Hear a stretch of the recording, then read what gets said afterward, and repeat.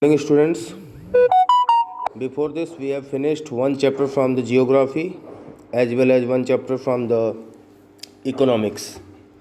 Today, we shall start first chapter of the history, that is the French Revolution. So here is some description related to the French Revolution is given. After that, we will see that what were the regions and what were the causes which were responsible for this revolution. In other words, we can say that this is the conclusion of this whole chapter. Let's start. On the morning of 14 July 1789, the city of Paris was in a state of alarm. So, it was the morning of the 14 July 1789, and at that time, the city of Paris, means Paris, which is the capital of the France, that was in a trouble condition. The king had commanded troops to move into the city. To see this alarm situation or to see this situation, king ordered troops, means armies, to move into the city.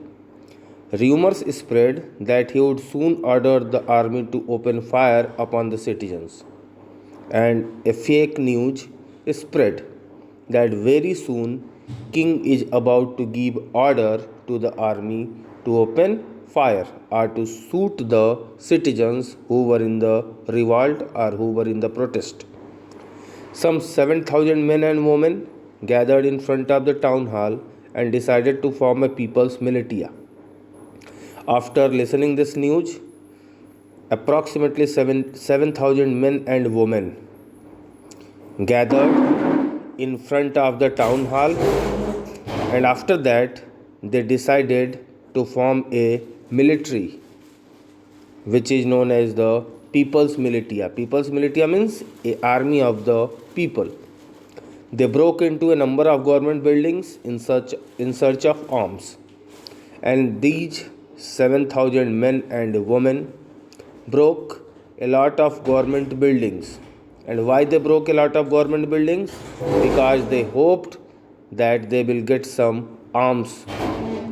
Finally, a group of several hundred people marched towards the eastern part of the city and stormed the fortress prison, the Bastille, where they hoped to find hoarded ammunition. Finally, or at last, a group of several hundred peoples moved toward the eastern part of the city, and in that area they stormed the fortress prison Bastille. And why they stormed or why they attacked on the fortress prison of the Bastille? Because they hoped that in that prison of Bastille they can find some ammunitions, means some arms or some weapons. In the armed fight that followed, the commander of the Bastille was killed and the prisoners released, though there were only 7 of them. The fight which occurred at the Bastille prison, in that fight the commander of the Bastille prison was being killed, and all the prisoners which were in the Bastille, they were released. Yet there were only 7 prisoners. Yet the Bastille was hated by all because it stood for the despotic power of the king. People of France were very much unhappy, or peoples of France were having a lot of hatred for the Bastille. Why? Because this Bastille prison was stood for the despotic power of the king, or in other words we can say that this Bastille prison was a symbol of the power of the king. Despotic means absolute power, the power without any control. The fortress was demolished and its stone fragments were sold in the market to all those who wished to keep a souvenir of its destruction. So, this fortress of Bastille was demolished, and later on the stone fragments, means the pieces of the stone of the Bastille prison, were sold in the market. Why these pieces of the stone were sold into the market? So that all who want to keep these stones as a memory of the destruction of the Bastille prison, they can purchase and keep it safe. The days that followed saw more rioting both in Paris and the countryside. After 14th July, next day, people saw a lot of more riots, means a lot of more fights in the Paris city as well as in the countryside, means village areas. Most people were protesting against the high price of bread. Maximum people who were protesting, they were protesting because at that time the price of the bread was very high, and against this they were protesting. Much later, when historians looked back upon this time, they saw it as the beginning of a chain of events that ultimately led to the execution of the king in France, though most people at the time did not anticipate this outcome. How and why did this happen?